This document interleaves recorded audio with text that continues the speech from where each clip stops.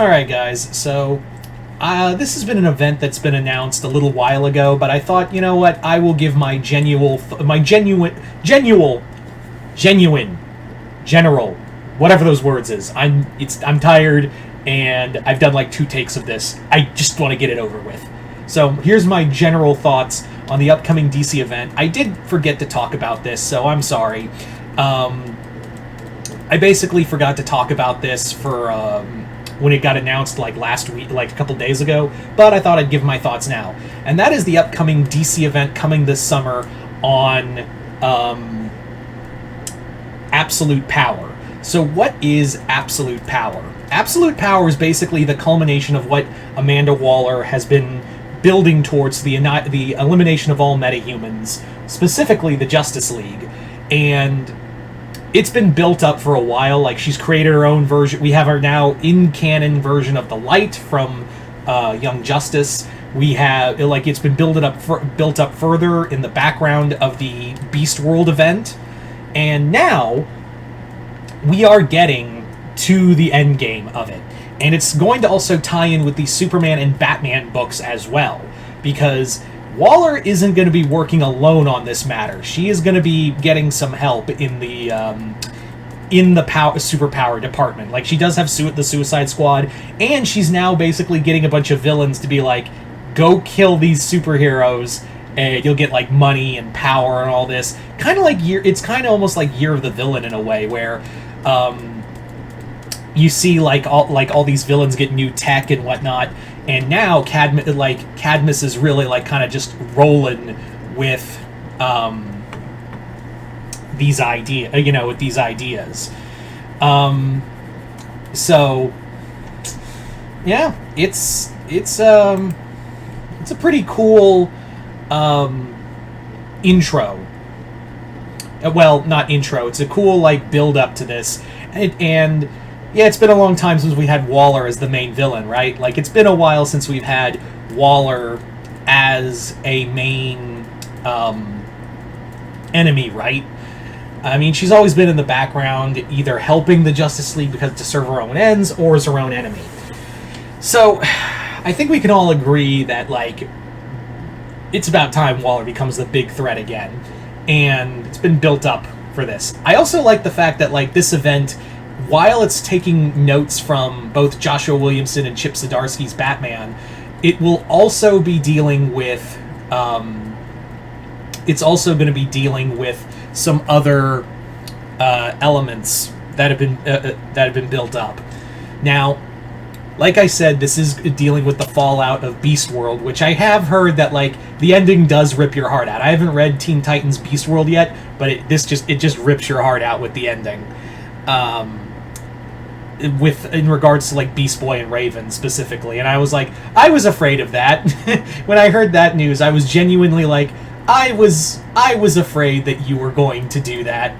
But now it's built, and we've now gotten further with Waller, and now she is preparing for her like end game by erasing superpowers. We don't know how she's going to do that, but she is getting help in that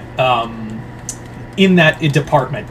Apparently, the people that she's getting help from, if you can believe it, are Failsafe, the new villain from Chip Zdarsky's Batman, and she's also going to be getting help from the new Brainiac Queen. So though it's like an evil triumvirate, it's like a new evil version of the Trinity. So this will be pretty cool. Now, I'm curious to see how Waller's going to interact with Failsafe and the Brainiac Queen. And I was kind of thinking that Failsafe was just going to be dealt with in the Zdarsky run. Guess not. I guess they were like, ooh, let's use that character for this event. Like, let's use this character for this big event. Because how's Chip Zdarsky basically wanted like Failsafe, what he wanted Failsafe to be was basically Batman's Doomsday. Like the equivalent of Doomsday for Batman. That was the genuine idea for general idea. Why do I keep trying to say genuine? General idea for Failsafe. And I know some people are like half and half on Chip Zdarsky's Batman. On one hand, I think it's the failsafe story's really cool. The multiple Joker thing, like he's just kind of like, it really does feel like when he was doing Joker Year One. And I have a few things to say about the whole idea of Joker Year One and Joker, and not so much like just that, but also talking about like how I'm so sick of like DC being obsessed with trying to explain the Joker. And maybe I'll do a video talking about that further, but like, yeah, it just felt more like that story, from what I understand, is like Zdarsky trying to do like damage control on the three Jokers. That's really what it was behind. What the whole thing was really building up to was, hey, let's do some serious damage control on this shit show of a storyline that Jeff Johns did and just left nothing. What else? So yeah, also, I haven't been able to read any of Williamson or Zdarsky's runs, so I've only been able to pick up on information I've been able to find. I do have a budget, so I'm not able to read everything, and yeah. Now, in regards to this event, what do I think is going to happen with this event? Well, for starters, the big thing that has to happen, the big thing that has to happen in this event is you can't use Waller after this, like, for a while. You either kill her or get her arrested in Belle Rev. Those are your two options in a story like this, is that you cannot just be like, Waller gets away with it at the end, because she's literally wiping out all powers in the like if it was Justice League Act of God. Remember that Elseworld story? So you can't do a story like this massive, and just have it be, oh, Waller gets away at the end. That would just be such a, like, not so much a fuck you to the readers, because we've seen that before, where Waller gets to do like this big, like, haha, I did this big Machiavellian plan and I still got away with it. Even though it looked like I wasn't going to get away with it, but it turns out I did. Woohoo! I get away. Yay me! We've seen that before. And the reason why I say, like, you can't do it with an event like this is because we're expecting that. We're expecting Waller in some capacity to, like, throw the veil off and be like, haha, I get away with it because government bureaucracy and, woo. So we're kind of all expecting. So if you did that and just did it all over again, it would just be boring. But I trust Mark Waid to do something big with that. And I'm not saying, like, they're gonna arrest Waller. I'm not saying, like, I want to point that out. I'm not saying already that, like, ooh, I know the story. They're gonna arrest Waller or kill her.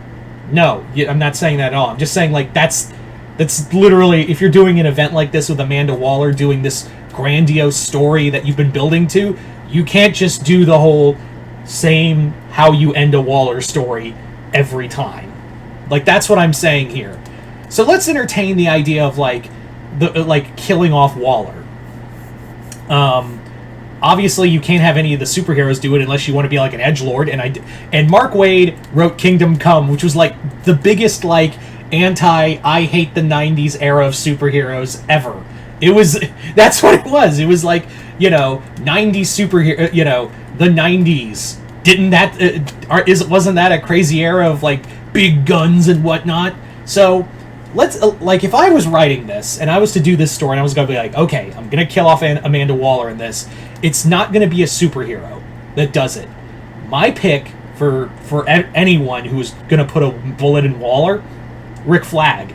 Like, Flag has done so much for for Waller and been burned by her. Hell, there was even a storyline where Flag made his own Suicide Squad and chased her into Earth 3, where she was trying to make the Crime Syndicate her new group and try to take over Earth 3 with them. It was a whole thing. Not a great event, also. Yeah, War for Earth 3 really sucks. It's a bad little event. But yeah, but what I'm saying is, if there is any character who's going to put a bullet in Waller's head, just put a bullet in her in general, it's Flag. It makes the story-wise and characterization-wise, like, Flag has done and sacrificed so much for Waller, and she still spits on him and all of that. So if there's anyone who would probably do it, be him. But I don't think that, like, now that I think about it, I don't think they'll kill Waller off. I think they'll arrest her and put her in Bel Rev, and she'll be working for Luthor or something, because that usually happens. Whenever Waller or Luthor are backs against the wall, they go to one or the other in response. So I think it will be that she gets stripped of Cadmus, and I think maybe another character from the DC universe will take over. Knowing Mark Waid and his weird obsession with Metamorpho, would be Metamorpho. I'm joking, but still, it's funny how he has this like weird obsession with Metamorpho. But yeah, yeah, I think this is a cool event, but like at the same time, I'm like, yeah, after this, you have to like do something big to shake up Cadmus and all of that. I'm not saying like, I'm just saying like when I said kill off Waller, I'm like, that could be an option. We've never seen that before in DC, and like sometimes comics need to shake up the status quo for a bit. But I think what's going to happen is, realistically, I think it'll be she gets taken down, arrested, and sent to Bel Rev, where all the villains are like, "Sup? Welcome to Task Force X, bitch." So, and she'll lose Cadmus, and some other superhero will take over. Or Luthor will take over. Actually, I would probably believe that they would put it in today's comics. I would say Luthor would take over Cadmus and then take over Task Force X by extension. But you guys tell me in the comments below, what do you guys think of Absolute Power? What are you guys' thoughts of it? What are you guys' thoughts on what's going to happen with Amanda Waller and how she's going to work with the Brainiac Queen as well as Failsafe? Just comment below, let me know. This is going to be a cool event. I do think this is going to be a cool storyline regardless. It does give me, like I said, a lot of feeling of Justice League Act of God. But anyway, so once again, hope you all enjoyed this. I'm Mr. Multiverse. I'll see you next time in the Multiverse. Oh, another thing I forgot real fast. Do you are you guys liking Chip Zdarsky's Batman and Joshua Williams' Superman? I haven't read them. So please let me know in the comments below if you guys are digging them or not. I wanted to ask that question earlier. So yeah, anyway, hope you all enjoyed this. I'm Mr. Multiverse. I'll see you next time in the Multiverse.